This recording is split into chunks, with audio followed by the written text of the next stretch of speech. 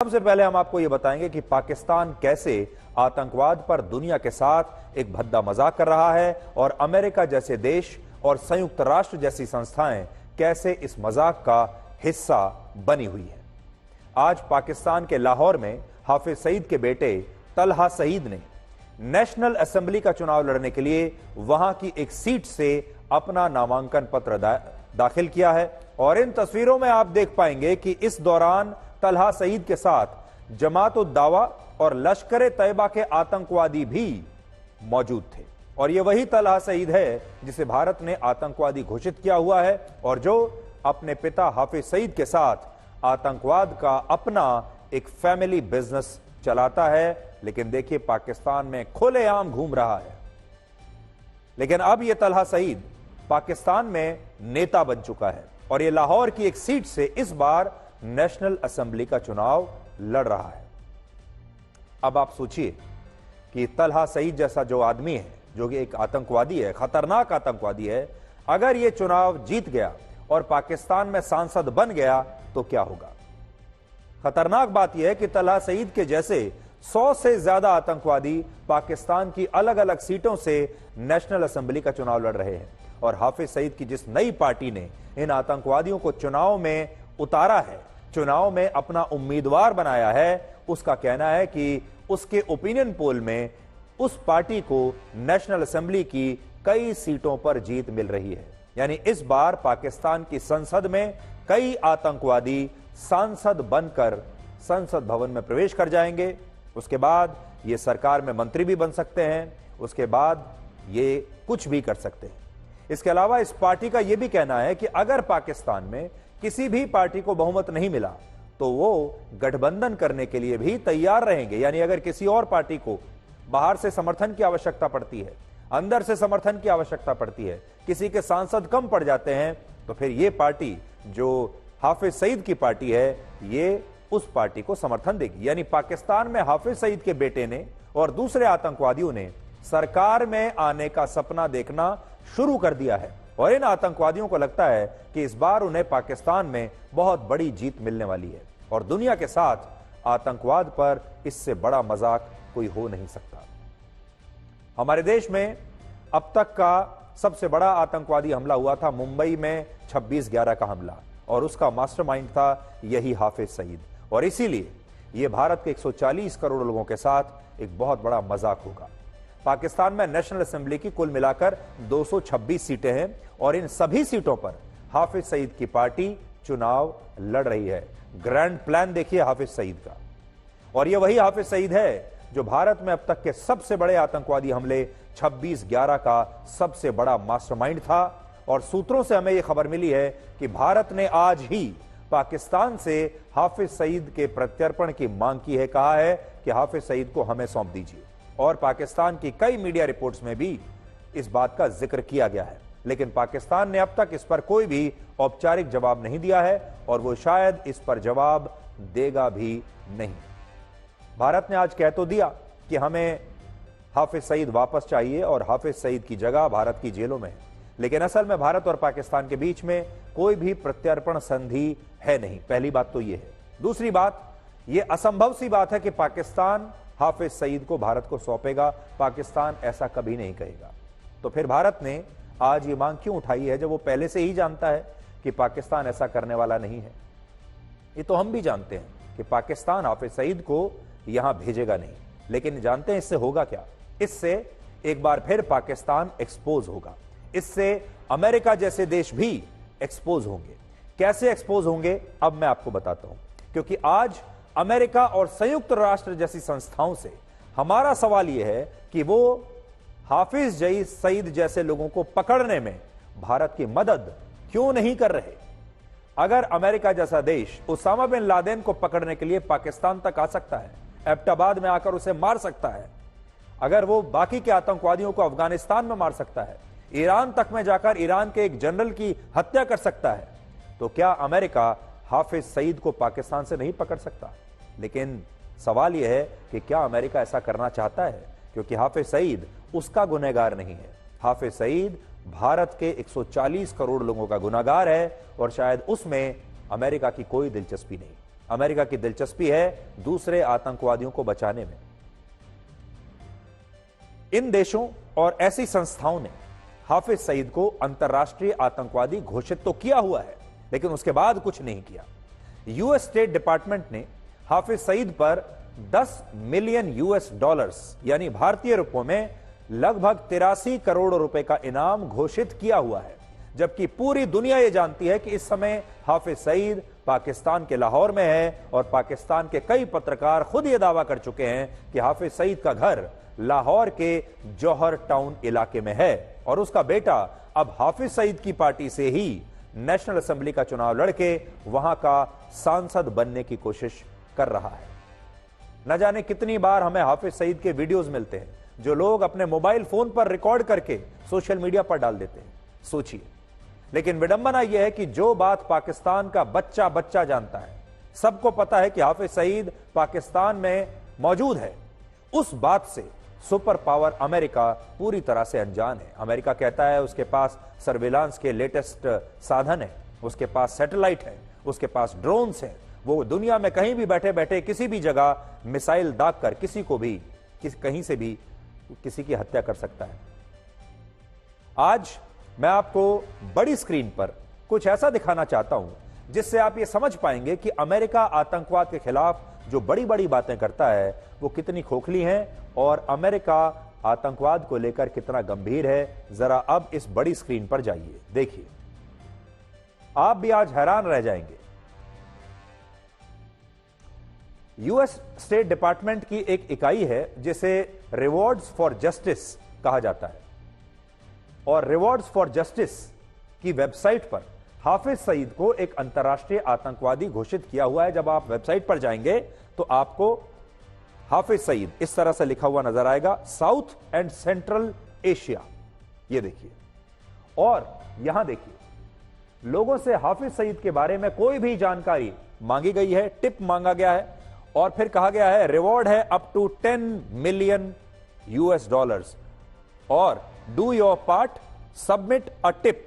देखिए, यानी अगर आपके पास हाफिज सईद के बारे में कोई जानकारी है तो आपको यहां पर क्लिक करना है और क्लिक करने के बाद आप अपनी जानकारी जो हाफिज सईद के बारे में है दे सकते हैं। और इसी वजह से आज मैं भी इस वेबसाइट पर गया और मैंने देखा कि चलिए देखते हैं कि अमेरिका की इस वेबसाइट पर क्या होता है। तो वेबसाइट का नाम मैंने आपको बता दिया, rewardsforjustice.net।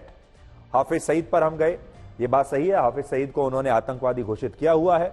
साउथ और सेंट्रल एशिया का इसमें रीजन बताया हुआ है, इनाम की भी घोषणा है। और फिर देखिए कि हाफिज सईद इस समय पाकिस्तान में है, ये आप भी जानते हैं, हम भी जानते हैं, पूरा पाकिस्तान भारत जानता है। इसके लिए हमने इस टिप वाले ऑप्शन पर यहां क्लिक कर दिया। देखिए, क्लिक करने के बाद क्या होता है, इस पर क्लिक करने के बाद हमसे पूछा गया कि हम हाफिज सईद के बारे में किस माध्यम से अमेरिका को जानकारी देना चाहते हैं। वो पूछ रहे हैं do your part, secure a safer world. देखिए, अमेरिका जो है दुनिया भर की सुरक्षा का सबसे बड़ा ठेकेदार है, तो कहता है सिक्योर अ सेफर वर्ल्ड। फिर there are many ways to submit information to rewards for justice, you may choose from multiple platforms. अब वो कह रहा है कि आप किसके जरिए, कौन से प्लेटफॉर्म से जानकारी देंगे। सिग्नल है, टेलीग्राम का ऑप्शन है, व्हाट्सएप का ऑप्शन है और ब्राउजर का ऑप्शन है। हमने व्हाट्सएप का ऑप्शन लिया क्योंकि हमारे पास व्हाट्सएप था, तो हमने व्हाट्सएप को क्लिक किया। अलग अलग मैसेजिंग एप्स का विकल्प देखने के बाद हमने क्लिक किया। क्लिक करने के बाद व्हाट्सएप का ऑप्शन आ गया जो इस समय आपके पास है, और इसके बाद व्हाट्सएप पर अमेरिका के एक नंबर का चैट बॉक्स खुल जाता है जिसमें हमने बड़ी एक उसके बारे में जानकारी बताई कि हाफिज सईद इस समय पाकिस्तान में है। ये मैंने लिखा हाफिज सईद इज इन पाकिस्तान। फिर उसके बाद वो हमें लिखते हैं कि उनका एक ऑटो जनरेटेड मैसेज आता है जिसमें हमसे पूछा गया कि ये जानकारी हमें कहां से मिली और क्या हम कोई तस्वीर या कोई दूसरा सबूत हाफिज सईद के बारे में दे सकते हैं। और जब हमने और जानकारियां बताई तो हमें इस पर कोई जवाब उसके बाद नहीं आया, क्योंकि ये असल में एक ऑटो जनरेटेड चैट बॉक्स है, यानी ये कोई एक खास व्यक्ति नहीं है। अब हो सकता है बाद में वो इस जानकारी को पढ़ेंगे। हालांकि मेरे पास जानकारी और भी थी, मैं चाहता तो इसमें हाफिज सईद के नए लेटेस्ट वीडियोस डाल सकता था, मैं चाहता तो हाफिज सईद के बेटे के वीडियोस डाल सकता था, उसके लोकेशन डाल सकता था, लेकिन मैंने सिर्फ इतना लिखा, Hafiz Saeed son Talha Saeed is contesting from Lahore NA 127 seat in Pakistan general elections. Talha is being helped and supported by Hafiz Saeed openly. Talha Saeed should be interrogated about Hafiz Saeed's details. अगर आप तलहा सईद को उठा लें और उससे पूछताछ करें तो आपको 1 मिनट में पता चल जाएगा कि तलहा सईद का बाप कहां छिपा है। क्या अमेरिका इतना सा काम नहीं कर सकता? हम तो कोई जासूस नहीं है, हम कोई सुरक्षा के एक्सपर्ट नहीं है, मैं पुलिस में काम नहीं करता, मैं किसी खुफिया एजेंसी में काम नहीं करता, लेकिन इतना दिमाग तो मेरा भी चलता है, आपका भी चलता होगा, लेकिन यह बात अमेरिका को समझ में नहीं आ रही।